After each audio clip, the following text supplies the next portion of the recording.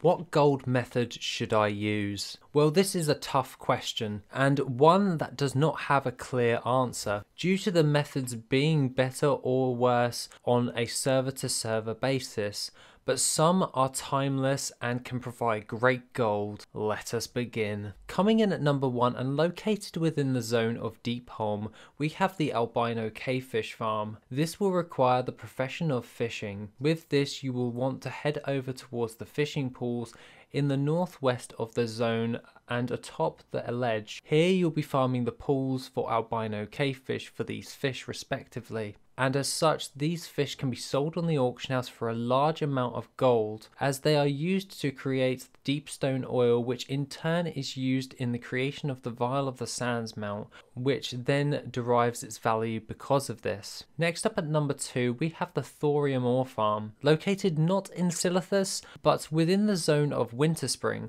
This can be another great farm for thorium ore.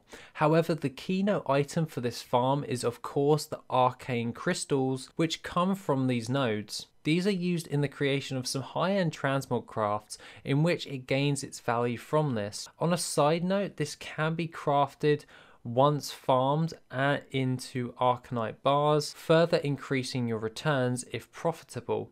So it is wise to double check this after your farming session if you have an alchemist with this skill. Following on to this at number 3, we have the damp scale basilisk eye farm. These are used to gain reputation with the lower city, and as such gains its value due to how fast you can gain reputation with this method of speed leveling this reputation. To farm these, you should head over towards the zone of Terakar Forest, and within the zone you'll be wanting to follow along the rivers, slaying all of the basilisks you find. In addition to this, it is a wise choice to bring a skinner, as these mobs can also be skinned for extra leather, further increasing your gold per hour. Coming in at number 4, and one method I use when I want to do gold making in a lazy fashion. This is the disenchanting of the frostwoven wraps. These cost very little in regards to make from the tailoring profession, and if used in conjunction with the disenchanting ability from enchanting,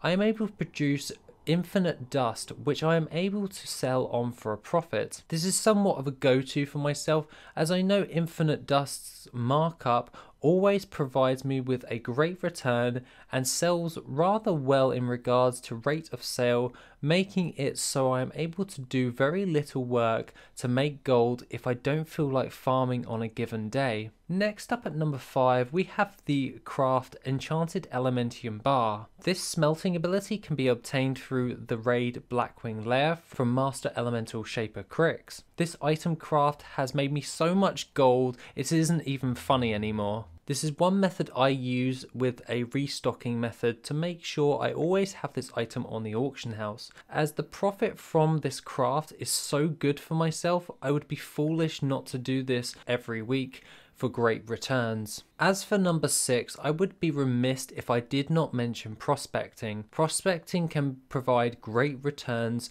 for destroying multiple different ores.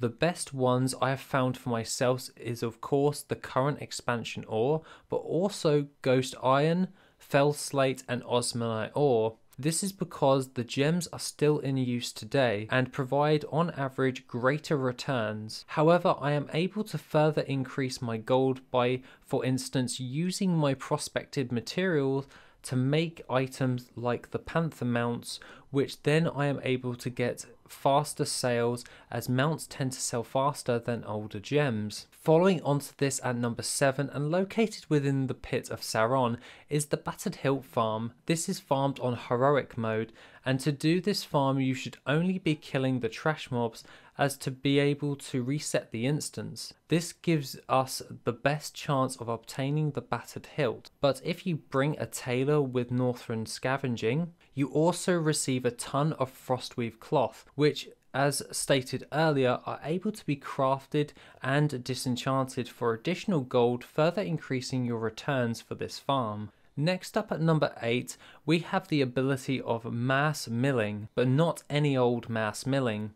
This is milling the item Dreamleaf. This is because Dreamleaf can be milled for roseate and sallow pigments, which can be used to craft a lot of the most high value glyphs. I generally use this to source cheap materials, as Dreamleaf upon milling provides nightmare pods, which can contain additional roseate pigment and provides extra gold in regards to this, making it a prime choice for myself. Coming in at number 9 and located within the raid of the Molten Core, we have the Dark Iron Ore and Blood Farm. This is where you will be going into the raid with your miner and mining all of the Dark Iron Ore nodes, and while making your way around the instance, slaying any of the Molten Destroyers. This is for a chance of obtaining the Blood of the Mountain, which sells for a great markup, and if run and reset 10 times per hour, you're looking at some great returns moving forward. Lastly,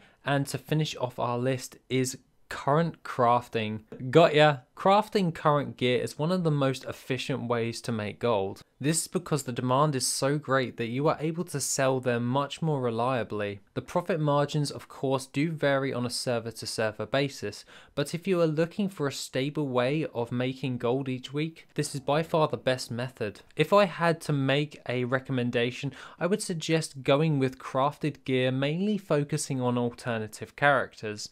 This is because we are reaching the finale of the expansion, and a lot of players will be looking at gearing their alts to a reasonable level to make the leveling process within the next expansion that much easier, and that is how we will capitalize on this. Other than that guys, that is my pick for the 10 gold methods you should be doing. Have a wonderful rest of the day, and I shall see you in the next video, which will be soon.